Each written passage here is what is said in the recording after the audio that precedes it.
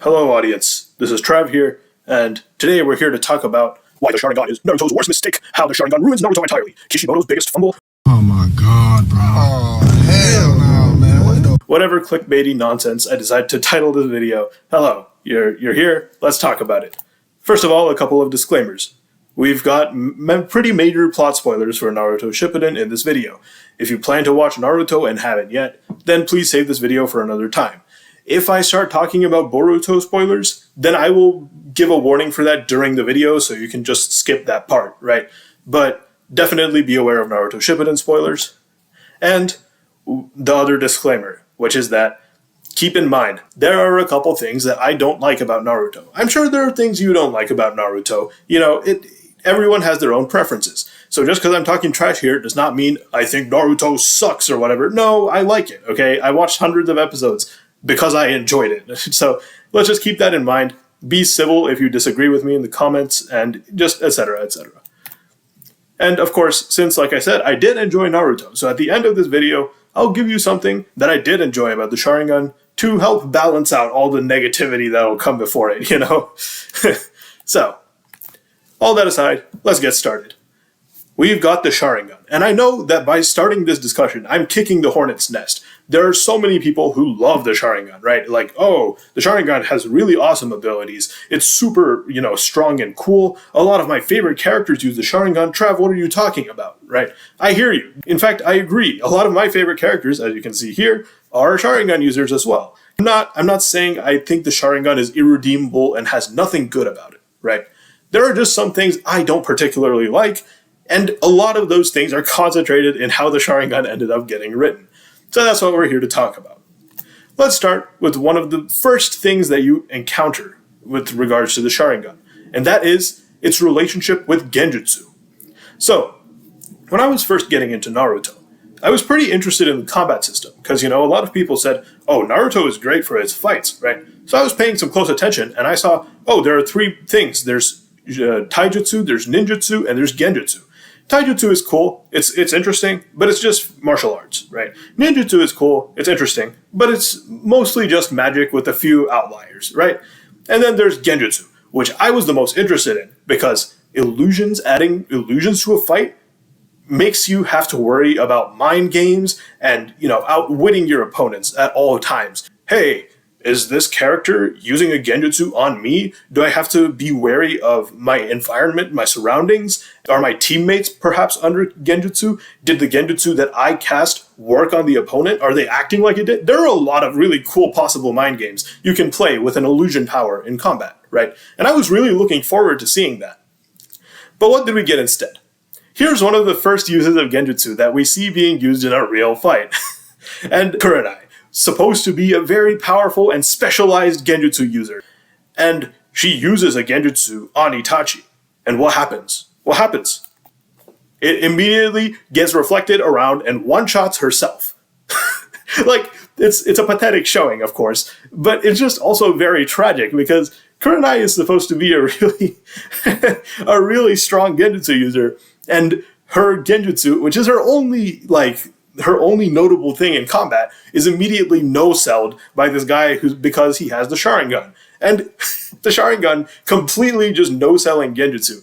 It's really a pain because, there are so many, major characters in this show who are Sharingan users. And when you just say, oh, the Sharingan grants you either immunity or very high resistance to most Genjutsus, that seriously tanks the value of Sharingan in most fights. Because, again, look at these guys. These guys are all very major characters, and if you take out the fights that these guys are all involved in, the amount of fights in the show drastically shrinks. So, by giving the Sharingan that, you're locking Genjutsu out of a very significant amount of combat scenes. And I think it's a huge shame, right? I think it's a wasted potential. Now, I understand the counter-argument. It's a very easy one to make, because it's very obvious. Hey, Trev, those Sharingan are also giving you Genjutsu themselves, right? And those Genjutsu are really strong, they work on other Sharingan users, and they're pretty cool, right? And while, okay, I see where you're coming from. However, let's talk about what I said about Genjutsu in the first place, right? I wanted mind games. I wanted people thinking on their feet in combat. what about the Sharingan genjutsus is giving you mind games? Nothing. None of them are doing it. It's just, they're all just overpowered, like, plot devices. Or, well, not plot device in case of Tsukiyomi, but Tsukiyomi, no mind games here. It's just eye contact and you one-shot the opponent. That's not a mind game at all. That's just, it's just throwing a potentially really cool fight in the garbage because, haha, I have Tsukiyomi. Got him, Kakashi. Go to the hospital for the rest of the arc. It does not give me what I want from Genjutsu. Okay, fine. No Tsukiyomi. Let's talk about the other ones, right? We've got Shisui's Genjutsu, Koto Matsukami. And when is this one used? It's used twice in the entire show, as far as I can remember at least. By Danzo against Mifune, the samurai. And, you know, it's just him saying, hey, I need this guy to give me some clout, and so I can try to get in charge of the shinobi world during this 5 Kage summit. So he uses his Koto Matsukami on Mifune, and it works until it gets detected by Ao, the guy with 1 Byakugan, and he breaks Mifune out of it. You know, there's no mind games here. This isn't a combat usage. There's not much to say about it. You know, it's a fine moment. What I said still applies.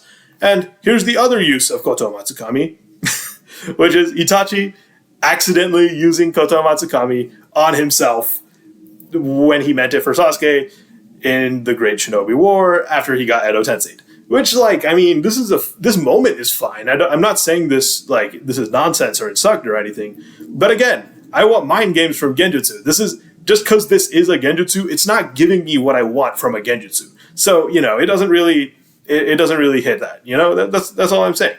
And then, of course, there's one more Sharingan Genjutsu we have to talk about. What's that? Oh, it's Infinite Tsukiyomi. And, okay, of course, you don't need me to sit here and, like, insult you by explaining how, hey, guys, the Infinite Tsukiyomi is a plot device. We all know this, right? Let's move on. The point is, none of the Sharingan Genjutsus give me the interesting dimension to combat that I wanted from Genjutsu, while also shutting down every other Genjutsu and, you know, making it pretty useless.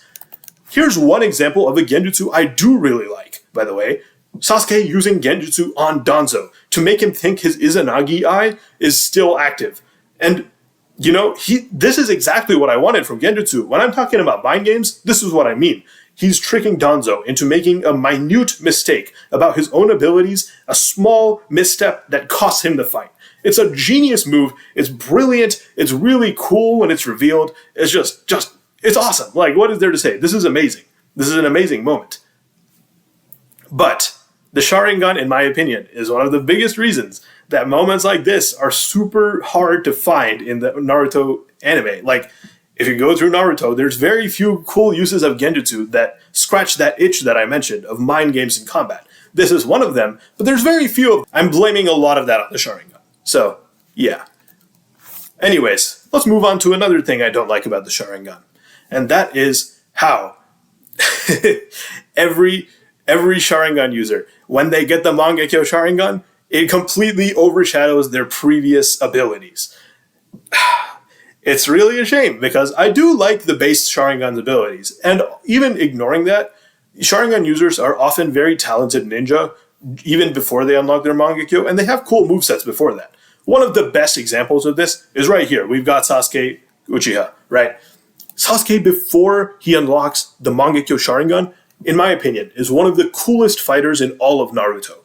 He's got an insanely diverse bag of tricks. He's got jutsus he's learned from Orochimaru during the time skip. He's got the curse mark. He's got lightning style. Chidori is awesome. Like, he's got a very good prowess with ninja tools. He has the great fireball technique, very iconic move.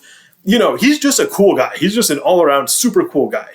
And his fights reflect that. Like, here's a panel from Sasuke versus Deidara. And in case you need a reminder of what exactly was going on here, right here, is Deidara's dragon, his clay dragon, which is made of his explosive clay, right? And it's gigantic. You can see, this is huge, right? And what was happening in this fight at the point is that Deidara is soaring way above Sasuke and just, you know, attacking him with long-range attacks, because at this point he's already blown up Sasuke's curse mark wing, reducing his mobility. So he's like, I just have to outrange Sasuke, saw the range of Sasuke's Chidori spear, and said, I'm just going to fly right out of that range and keep bombing Sasuke until he dies. You know, it's a good strategy. It's a completely fair strategy. But what does Sasuke do in response to this? Sasuke, here he is. In case you didn't see him, that little guy right there, that's Sasuke. So yeah, Sasuke, in response to this, says, okay, he plants his sword in the ground where the ground is littered with Deidara's explosive clay, right? He plants his sword in the ground, runs lightning chakra through his sword to counteract the explosive clay, uses the sword as a stepping stone, jumps up to surprise Deidara with how close he is, and since Deidara was just flying out of range, he surprises him with the range of his Chidori spear and cuts off the dragon's wing. This is awesome. This is just one moment in this fight, and this fight is full of Sasuke being a genius, using his skills in really cool ways. He hits himself with lightning style to cleanse himself of Deidara's explosives at one point. Just everything Sasuke does in this fight is awesome. And it's just, okay, except for one thing, but we don't need to get into that. That's a topic for another time. But anyways, it's not just this either. Like, you'll see it in Sasuke versus Naruto Part 1. His fighting style is really cool. He's really good at taijutsu. You get to see it. The Sharingan, when he evolves the Sharingan mid-fight and it lets him keep up with Naruto's, brute strength and speed. Like, the curse mark and everything. And even, like, if you go even further back, Sasuke fighting Orochimaru in the Forest of Death in the Chunin exams, like, he's going crazy. He's using ninja wires, he's using shuriken, he's using kunai, he's using his fire style, and he's putting awesome moves against Orochimaru, who's one of the deadliest ninja in the entire show at that point. Like, Sasuke has a lot of really cool, really impressive showings in fights. Until he unlocks the Mangekyo Sharingan. And it really sucks, because in my opinion, once he unlocks the Mangekyo, a lot of the cool things that make his moveset and fights unique are just gone. Like, just nowhere to be seen. And I get it, right? Like, first of all, Itachi did remove the curse mark from him. Fine, fair enough. But even ignoring that, he just starts relying on his Sharingan abilities as a crutch. And it really sucks to see that, because I think, in my opinion, that the Sharingan abilities are a lot less interesting than the really cool, crazy stuff this guy was getting up to before that. Like, for example, we never see Kirin again. Are you kidding me? And, it makes sense. Unfortunately, it makes sense. If I was a Sharingan user, I would also be using Amaterasu, the black flames that burn anything you see just by looking at it and can never be extinguished, over, this very long and intricate jutsu that takes a long time to set up and can only be used once and can be blocked and stuff. Like, yeah, I would also be using Amaterasu in that situation.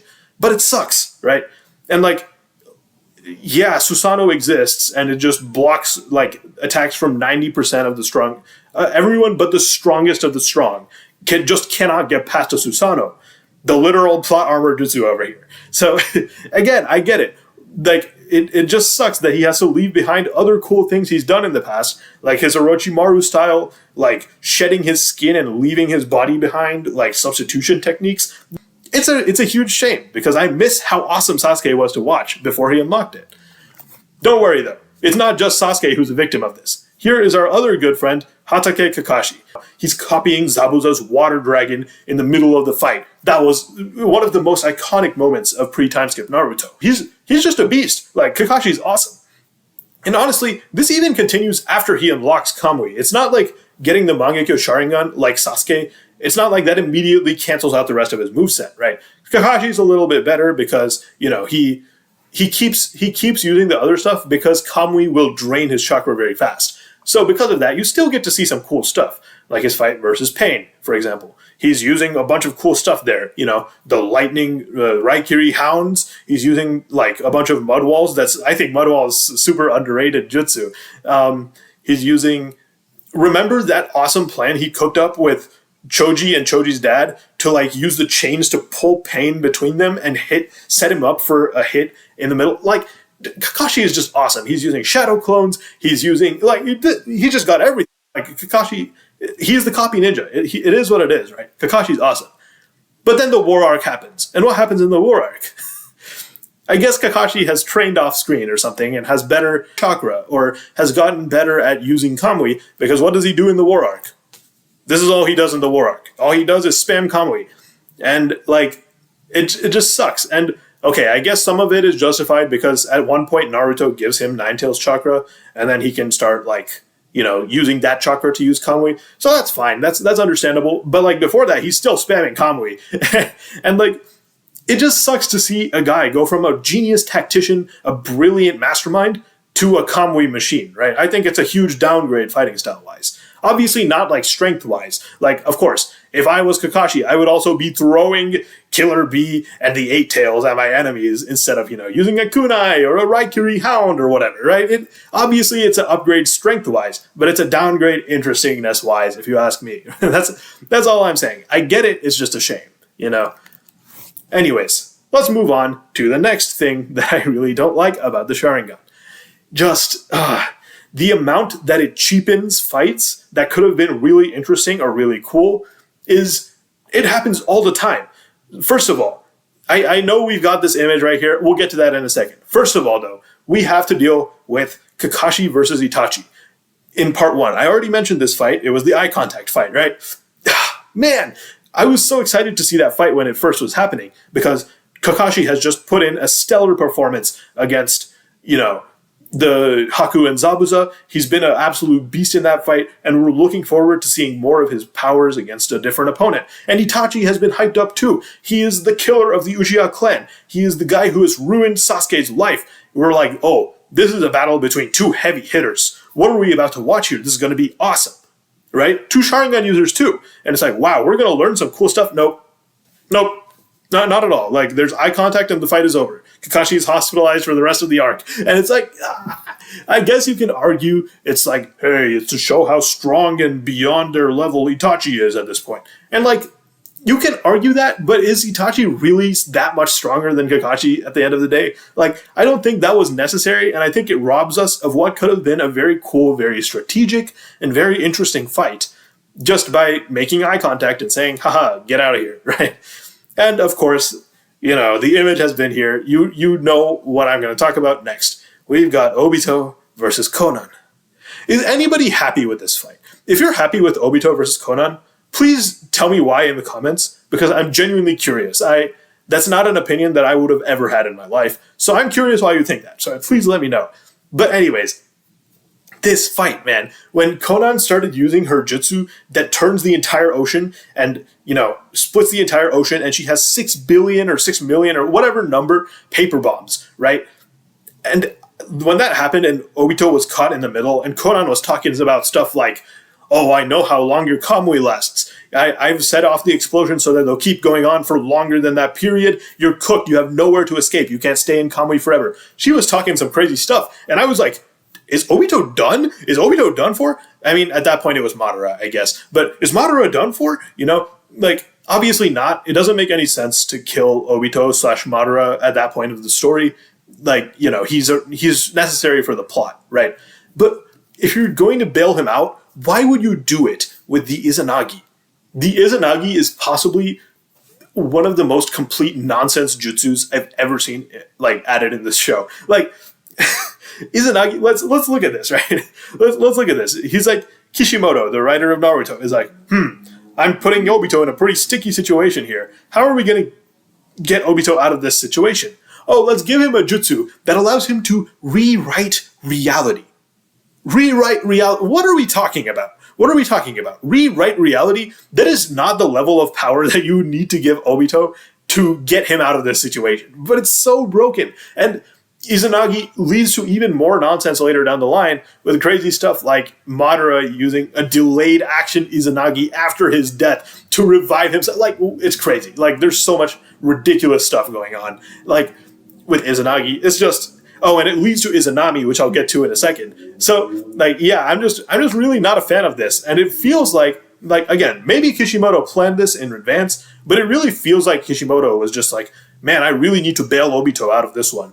I need to give him a broken ability. And it feels like cheap writing. It feels like a, plot armor. And it really sucks to say that because this fight could have been so cool and Conan was so done dirty as a character. But that's a discussion for another time. The point is, Izanagi is nonsense and ruined this fight, right? And of course, you can argue that, hey, Trav, Izanagi is fine because it has a very steep cost. You lose your eye to use Izanagi. But here's the manga panel. These are the two guys who use Izanagi. The cost of one eye is not a real cost at all. Nobody ever has to deal with this cost. In fact, in this fight, Obito has a net gain. He uses a Sharingan and gains a Rinnegan by winning the fight. Using that changes reality is a net positive outcome for him. That's insane. That shouldn't be allowed. If you're gonna give an ability like consequences, you've got to make the consequences actually matter, right? And that's just not happening with Obito using Izanagi. Itachi and Sasuke versus Kabuto. This fight had the potential to be one of my favorite fights in the show.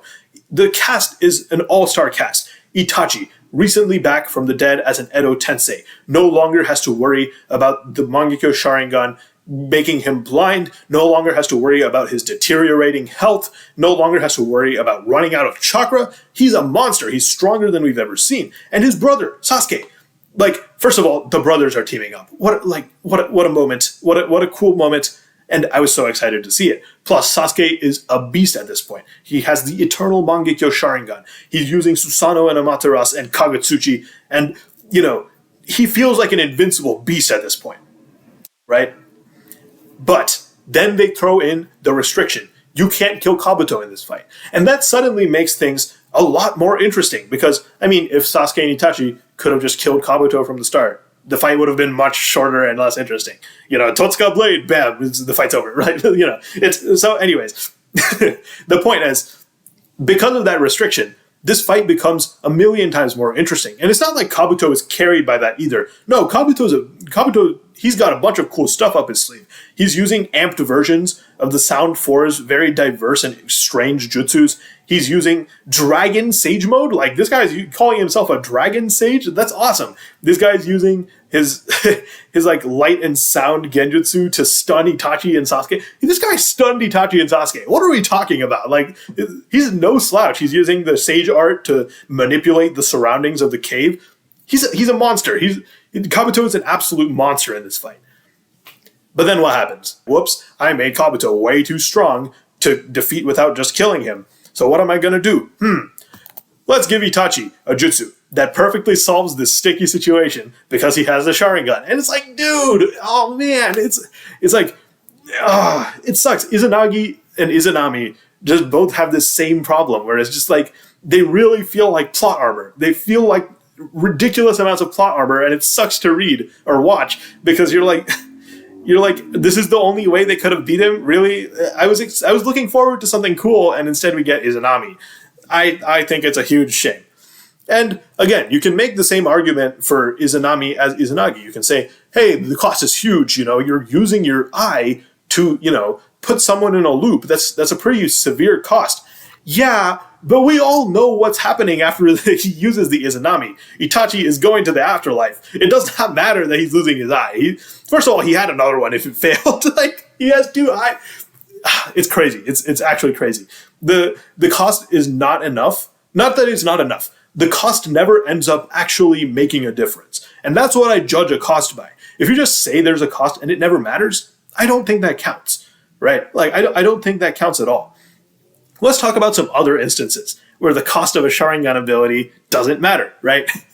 Let's talk about every Mangekyo Sharingan user. It's like, oh, if you use the Mangekyo Sharingan too much, you will go blind.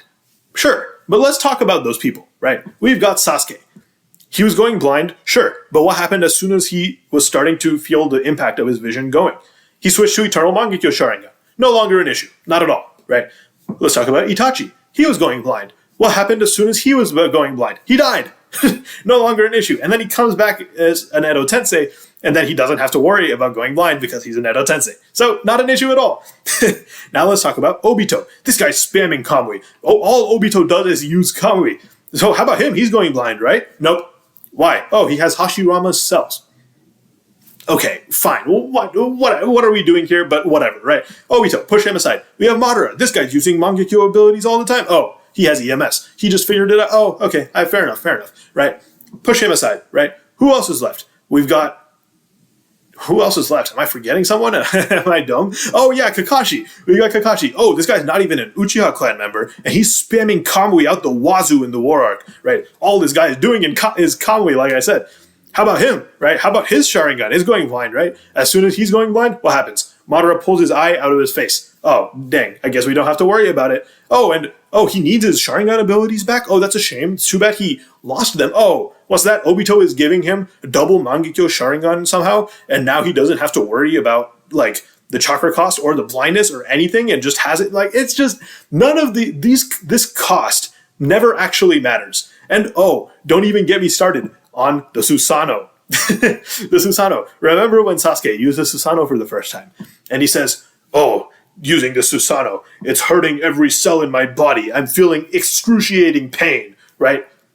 That cost of using the Susanoo never actually comes up in any point in the future. Like, people are just using Susanoo and with a straight face like nothing's happening. Like, I get that these are trained fighters, but why introduce a cost if it's never gonna matter? Like, that's not a cost at all. It really feels like Sasuke is like, I can imagine like a meme that's like, Sasuke lied about Susanoo hurting so we would feel bad for him that he got a plot armor jutsu. Like, you know what I'm saying? It's kind of just like, oh man, I have to use Susanoo. What a shame. Like, I don't know. It's like, why introduce a cost if it's never gonna matter? None of the costs of the Sharingan actually impact the users, which is a huge issue that I have with it.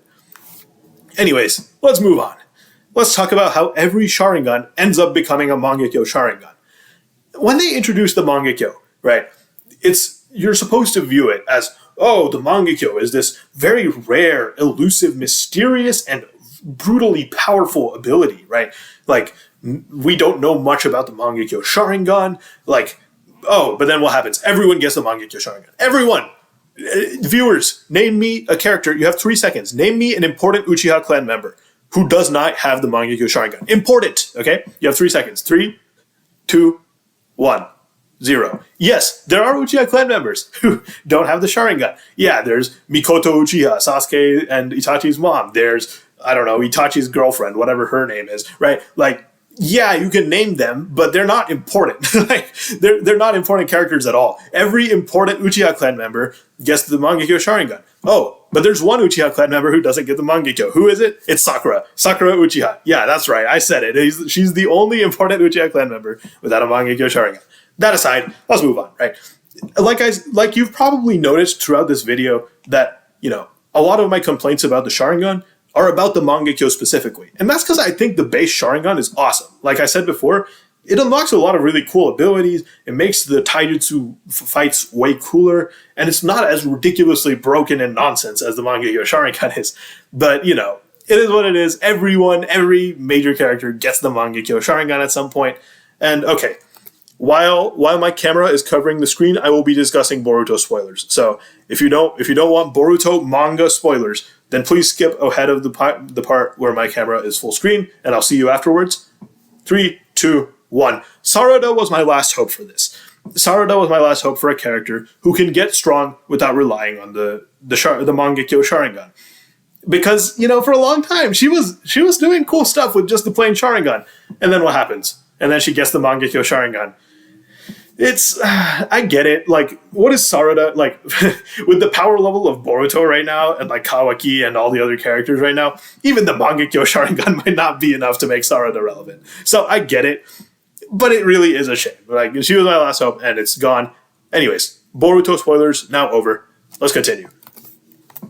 So, there's one very possible counter argument here. You can say, oh, but Trav, the Mangekyo Sharingan gives us some of the coolest moments in the show, some of the most impactful and emotional scenes in the show when characters are awakening them. And you know what? This moment deserves better than my MS Paint nonsense. Here, we'll give you the real thing. Right. So, yes, I agree. You're completely right. And so moments like this and Sasuke awakening his Mangekyo Sharingan and, Itachi awakening his Mangekyo Sharingan, there are really cool moments that are based on this, right? So I understand if you're going to say, hey, I like those moments, and because of that, I am okay with every Sharingan evolving. It gives you character development. And, that's an understandable argument, but here's my hot take on this. I don't think it was necessary to have them unlock the Mangekyo for these moments to be impactful. I think you can have a character have an emotional moment without having to give them a power-up just because they're a Sharingan user, especially considering even the base Sharingan is unlocked when your character goes through an extremely emotional moment, right? Like, let's talk about this scene, for example. I love this scene. This is one of my favorite scenes in the show, but just, can you imagine if when Obito got crushed by the rock, he had not awakened his Sharingan yet. There was no Sharingan in that fight. Kakashi still got his eye slashed. And Obito said, "You can't be a ninja with one eye. Kakashi, take my eye instead of yours, and what we'll do is maybe you will unlock that Sharingan where I could not and make me proud. I will see the world through your face," right? It's similar enough beat, right? Kakashi gets the eye installed in his face. The story goes on as normal, and then when this scene rolls around, instead of the Sharingan becoming the Mangekyo, it's just their normal Obito eyes becoming the Sharingan. I think that would have been equally, if not more impactful than unlocking the Mangekyo Sharingan at this moment. So since that already exists, I don't think it's necessary to have the Mangekyo Sharingan awaken in every character just because they're having an emotional moment. Like, even like Sasuke or something. I mean, Sasuke kind of needs it because he's a main character, but like, you just imagine if in that scene where he is unlocking the Mangekyo Sharingan, he's just saying, "Oh, I will destroy Konoha," still showcasing how impacted he is by, the revelation of what happened with his brother and how his motivations have changed significantly. It still would get across the same things. But I understand if you disagree with this, because this is easily probably my hottest take of the video. It does give us some really cool moments, so I understand if you disagree. But let's move on. Let's talk about how the Sharingan breaks its own rules constantly. And who better to use to illustrate this point than our good friend Madara Uchiha himself? Madara Uchiha. Where do I start with you? Let's start with Madara versus Gaara in the Fourth Great Shinobi World War. It's just such a shame, because the scene I'm talking about here is when Gaara uses Grand Sand Mausoleum on Madara and puts this guy in a pyramid. My boy Gaara turned Madara into King Tut. He said, "Get in the pyramid and don't get out." It's a huge ceiling jutsu, the likes of which we've never seen anybody else use. It's awesome. It's huge and it's spectacular. And then what happens? Don't worry, guys. Madara can get out of it. How can he get out of it, you ask? Oh, that's because Madara does a funny little thing called using the Susanoo. What's wrong with using the Susanoo, Trev? It's Madara. Of course he can use the Susanoo, right? No, he uses the Susanoo with no eyes. Oh, I've drawn a ribcage Susanoo here. I wish it was the ribcage Susanoo. This guy used perfect Susanoo with no eyes. What? That's absurd. That's unbelievable, right? And it's not even like I've heard the argument that, oh, if you've unlocked Susanoo before, then that means you can use it at any point afterwards, even if you don't have eyes. And it's like, if that's the case, why can't Kakashi use it after Obito gives him the double Mangekyo Sharingan, right? Just because he doesn't have the Sharingan anymore, he should still be able to use Susanoo by that logic, right? I don't know. It's like, at that point you have to say, oh, it's because you have to have that requirement and also be an Uchiha clan member. Maybe you can make up enough rules to justify it, but that's not a good enough explanation for me. If there's a real explanation, then please tell me in the comments, because I am curious, but it sucks that this happened in the first place with no explanation in the source content, right? And then, of course, we've got this nonsense. The amount of disrespect Kakashi and Obito took from Madara in the Fourth Great Shinobi World War is really flabbergasting because of one scene in particular. So I'm gonna give you guys a little reminder, right? Remember when Obito, he has the Ten Tails in him, and because of that, he says, "Oh, I can't use Kamui because I have the Ten Tails in me," right? Fine, fair enough. You're setting up a rule for some reason that nerfs Obito. Fine, whatever, right? What does Madara do? When he becomes the Ten Tails Jinchuriki, what does he do? He uses Kamui with the Ten Tails. Oh, Trav, didn't you just say Obito can't use the Kamui with the Ten Tails? Because of the Ten Tails? Yes, I did. But Madara can. What? What? And you can argue. You can make the argument that, oh, the reason Obito couldn't do it is because his emotional state was, very fragile. But no, that's not really what's happening, because there's the whole scene where, the torn picture of Team Minato is fusing itself back together, symbolizing Obito's will staying strong in the face of, having the Ten Tails inside of him, which is an unfathomable power, right? So, he overcame the mental block. I don't, if the explanation is still his mental block, after a whole scene dedicated to him keeping his mental abilities strong and his emotions stable in the face of a great power, and the explanation is still just, oh, he was emotional, then I'm going to be very disappointed, right? And oh, don't think that's the end of how that's breaking the rules. Madara did this, and he's not even the original user of Kamui. He's never used Kamui before. He, like, never in his life. Obito has been spamming Kamui since the day he got it. Like, that's all this guy has done. Obito is only strong because he uses Kamui so much. Madara has never used it before, and he can do it better than Obito, the original user? Like, what? He's going intangible. Like, how is he doing it? And, oh, to add salt in the wound. Why is Kakashi in this picture, Trav? Oh, because Madara is using Obito's Kamui with Kakashi's eye. He's using Kakashi's eye to do Obito's Kamui. That shouldn't be possible. The eyes between the two of them have very separate and distinct functions. Like, we've seen that the things that Kakashi can do with his Kamui are things Obito cannot do with his Kamui, and vice versa. So why can Madara use Obito's intangibility with Kakashi's eye? That doesn't make, like, that makes no sense. None of this sequence makes any sense to me. Again, if there's an explanation, please let me know, because I am very, very curious on how this is possible. But even any explanation, in my opinion, won't satisfy me, because if you're going to break this many rules, you've got to explain it. You've got to give some reason, right? I don't know. It was just very frustrating to watch. Anyways, let's talk about, in my opinion, the most egregious offense of the Sharingan. The worst thing the Sharingan does in Naruto. And that is how it contributes to destroying the theme of hard work and determination, triumphing over talent and genetics and genius. And, okay, let me make one thing clear real quick. It's not just the Sharingan that makes this theme fall flat in Naruto. There are plenty of other reasons. However, the Sharingan is one of the biggest contributors, if you ask me. And here's the other thing I want to make clear. I'm aware that if you want that theme to be satisfying, if you want it to be cool that hard work is overcoming natural talent, then you have to make natural talent be very strong so that it feels satisfying when hard work is overcoming it. Fair enough. However, the issue is that it is not possible to overcome the Sharingan with hard work alone. It's just not. It's just not. If you look at a list of Naruto's strongest characters, of course you'll have the Otsutsukis, right? You'll have, Kaguya, you'll have Hagoromo, whatever, right? Forget them. You have Naruto. Of course, he's the main character, right? Forget him too. Who's next? Oh, we've got like every Sharingan user. Like, you've got Obito, you've got Itachi, you've got Sasuke, you've got Madara, you've got, I know I took him out of this picture, but Kakashi, when he has both of the Mangekyo Sharingans, is definitely up there, right? Like, it's just a Sharingan party, and it's like, what are we doing here? Like, how is anyone supposed to match the ridiculous strength that's given to you when you have a Sharingan in your face with just hard work and determination alone? And there are, okay, to illustrate this point, let's talk about two of the characters who really embody hard work, putting in the work, and trying to triumph over, genius and talent and stuff. First of all, we've got Might Guy.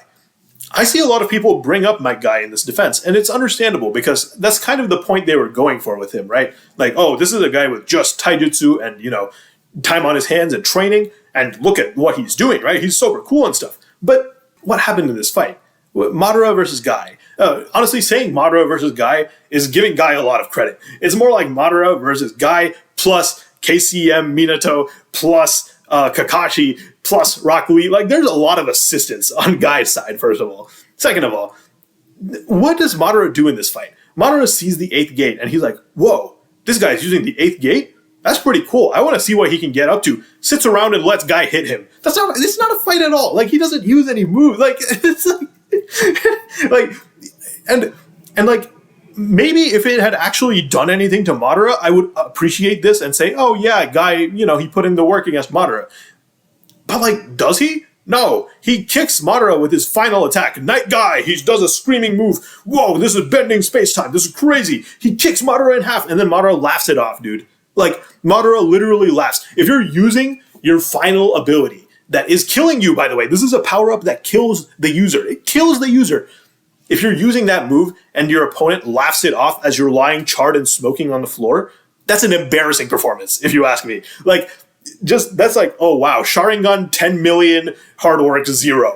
Like, it's so sad. And like, oh, you might argue, oh guys, Madara said, hey, you almost killed me. You know what that's like? That's like if I arm wrestle a kindergartner and absolutely destroy them and then say, hey, you did pretty good. Maybe next time you'll beat me. Come back in 5 years. Like, it's so stupid. Like, it's like, just because he said it doesn't mean it's true. He did not almost kill him. If Guy in this scene had not even almost, he should have, if I was writing Naruto, Guy with Night Guy would have killed Madara. His overconfidence and, his willingness to see Guy, do his cool moves would have gotten Madara killed. And then Zetsu would have come and, implanted his arm in Madara's dead body and summoned Kaguya out of it or whatever. Like, whatever. But Guy would have killed Madara. That would have helped a lot against this argument. But since it does nothing to Madara, I can't count this as a point for hard work. It's not. He does nothing with assistance from two of the strongest people in the verse. KCM Minato as an Edo Tensei is hard carrying this fight. It's just an embarrassing performance, man. Like, it's so tragic because the Eighth Gate was being hyped up for so long. And, like, don't get me wrong, it's very strong, it's very cool. But if the only fight you're seeing it in is a fight where it does nothing, then it loses a lot of that impact for me. It just sucks. And I wish I could be nicer to this guy, but I can't. I just can't. And then, of course, we've got the other example of a person whose hard work and determination give them strength. And without, being carried by genetics or, talent or whatever. We've got Haruno Sakura. And okay, I don't want to hear anyone saying, oh, Sakura's useless, Sakura's weak. No, she's strong. Okay, Sakura would wipe the floor with, like, most other shinobi in the show. However, the reason she's on this slideshow is because when you're talking about Sakura, you have to compare her to the rest of Team 7. She is the third member of Team 7. She should be, for all intents and purposes, a main character. And, like, it's just tragic to see how much of a gap there is between her and Naruto and Sasuke. Okay, forget Naruto, honestly. He's the main character. He has to be broken. But the gap between her and Sasuke at every point in the show is just painful to watch. Like, it's not even just in this scene that's depicted here. Like, no, even before that. Like, when Sasuke is, like, going blind from spamming his Mangekyo abilities, and Sakura pulls up on him and tries to fight him, and then she has to get saved twice by Kakashi and Naruto in, like, 2 minutes. Like, why? You know what would have been way cooler? If she fought Sasuke there. Just fight him.